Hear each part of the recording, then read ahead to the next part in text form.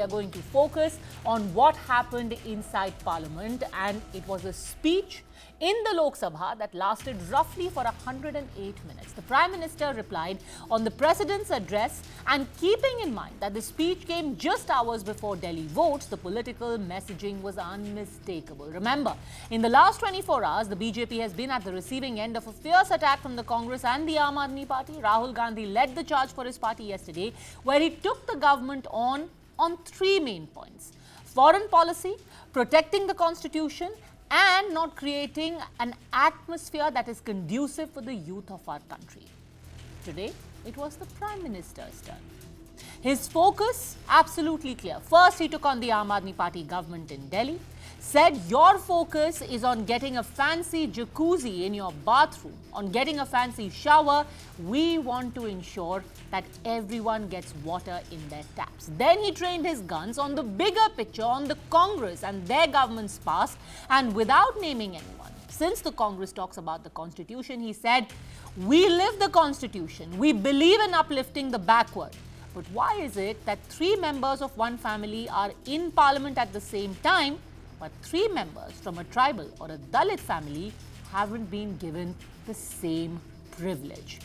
Yesterday, Leader of Opposition Rahul Gandhi had questioned India's standing with the United States by hinting that the Prime Minister was snubbed by Donald Trump. Today, when the Prime Minister spoke, he didn't address that charge directly, but he referred to a book. He referred to a book written by Bruce Riedel and said that all the MPs, as a part of their homework, should go read that book, if only to understand how foreign policy was misused in the past. When we talk to the United States, we would not send our foreign minister to invite our prime minister to his coronation. We would not send him 3 or 4 times, please invite our prime minister. Because if we had a production system and if we were working on these technologies, the American president would come here and invite the prime minister.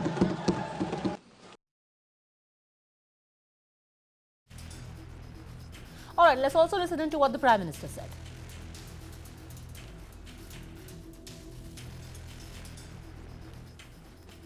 और कुछ लोगों को लगता है जब तक foreign policy नहीं बोलते तब तक वो मैच्योर नहीं लगते, इसलिए उनको लगता है फॉरेन पॉलिसी तो बोलना चाहिए,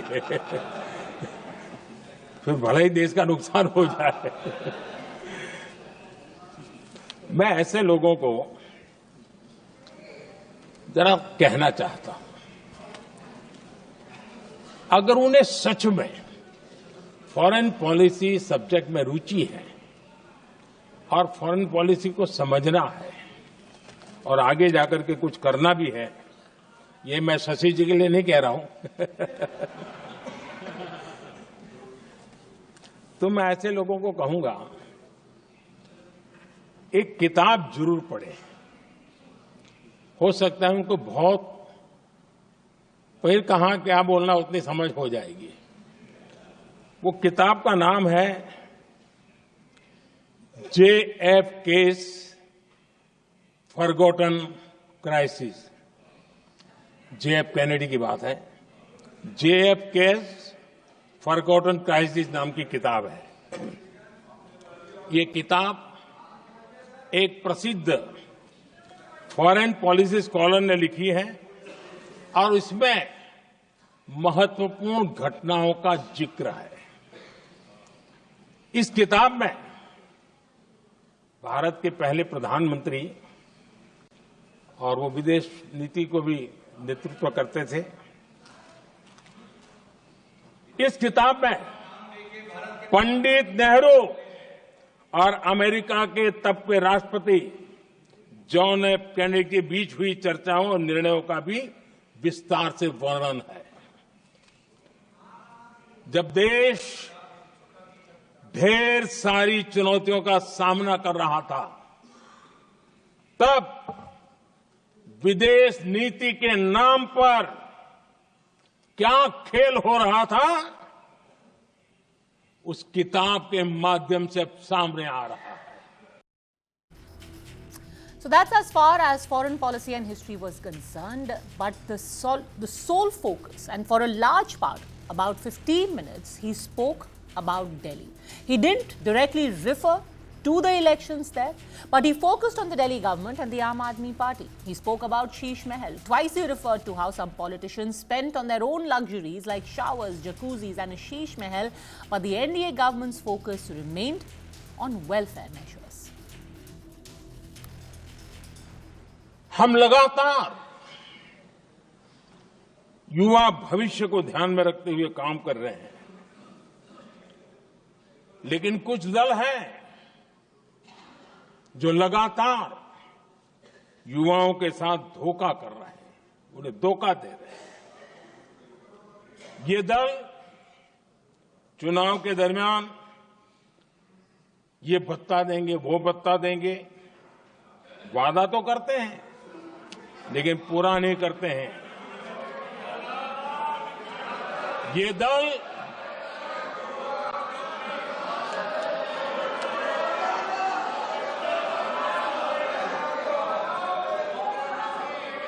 प्लीज माननीय सदस्य गरिमा प्रतिष्ठा बनाए रखें।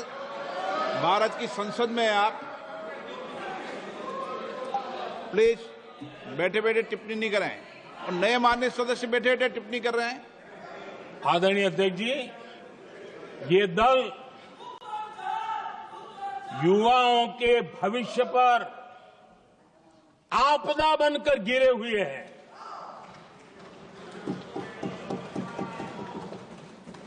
आदरणीय अध्यक्ष जी, हम कैसे काम करते हैं ये हरियाणा में अभी अभी देश ने देखा है। हमने ये जो अलग अलग कदम उठाए उससे लाखों करोड़ रुपए की बचत हुई, लेकिन उन पैसों का उपयोग हमने शीश महल बनाने के लिए नहीं किया।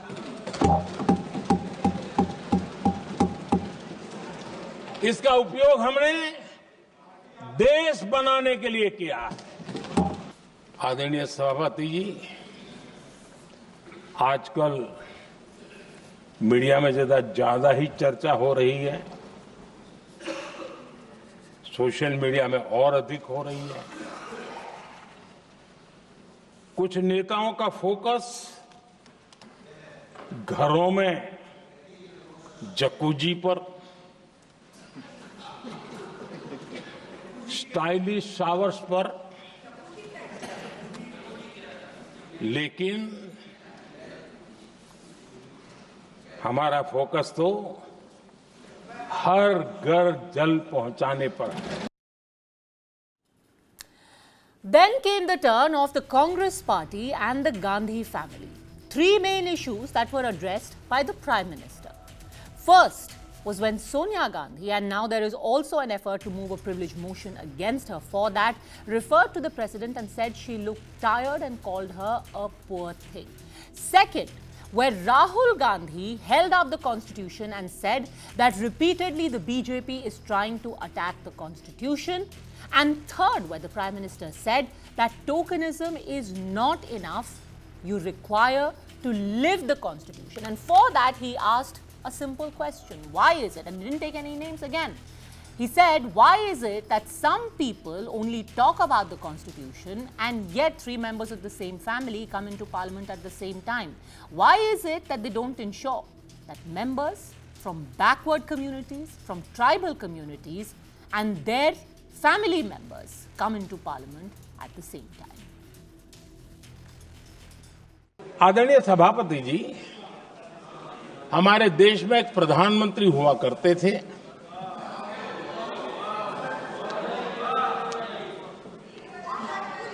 उनको मिस्टर क्लीन करने कहने की एक फैशन हो गई थी। उस प्रधानमंत्री जी को मिस्टर क्लीन कहने की फैशन हो गई थी।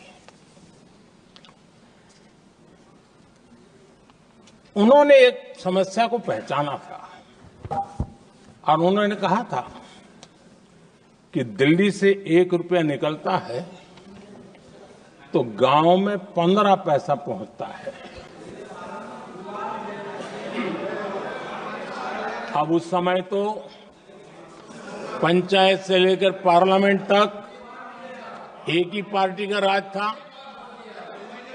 पंचायत से पार्लियामेंट तक एक ही पार्टी का राज था और उस समय उन्होंने सार्वजनिक रूप से कहा था कि 1 रुपया निकलता है 15 पैसा पहुंचता है। बहुत गजब की हाथ सफाई थी। क्या एक ही समय में संसद में एससी वर्ग के एक ही परिवार के 3 सांसद कभी हुए हैं क्या? एससी वर्ग के एक ही परिवार के 3 सांसद कभी भी हुए क्या? मैं दूसरा सवाल पूछता हूं, कोई मुझे बताए कि एक ही कालखंड में एक ही समय में संसद में एसटी वर्ग के एक ही परिवार के 3 एमपी हुए हैं क्या?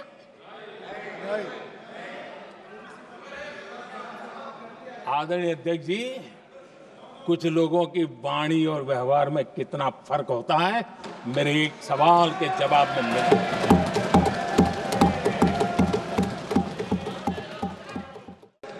आदरणीय अध्यक्ष जी, राष्ट्रपति जी के अभिभाषण के बाद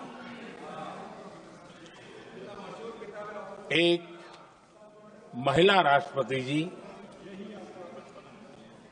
एक गरीब परिवार की बेटी,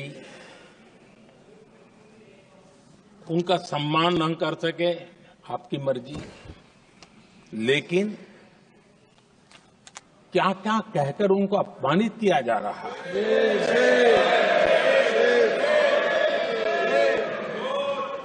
मैं राजनीतिक हताशा निराशा समझ सकता हूं, लेकिन एक राष्ट्रपति के खिलाफ क्या कारण है?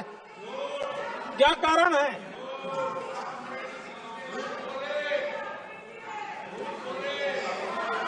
आदरणीय अध्यक्ष जी, आज भारत इस प्रकार की विकृत मानसिकता को छोड़ करके, उस सोच को छोड़ करके विमेन लेड डेवलपमेंट के मंत्र को लेकर के आगे बढ़ रहा है। जो लोग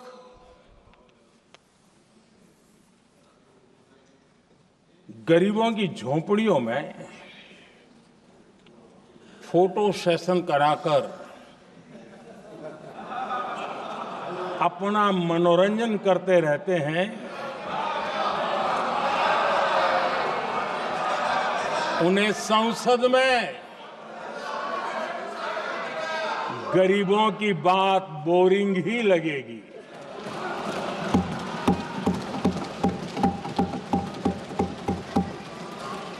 आदरणीय सभापति जी, मैं उनका गुस्सा समझ सकता हूं। In a 180-minute long speech, you would be right in trying to look for political messaging in what the Prime Minister said. But its import was much larger. It was also about driving home the message that now it is not enough to speak about the Constitution. It is also time that political parties walk the talk. They tell people, they give them the report card of what they have done to uphold the principles of the Constitution. Otherwise, the people are watching and they are way smarter.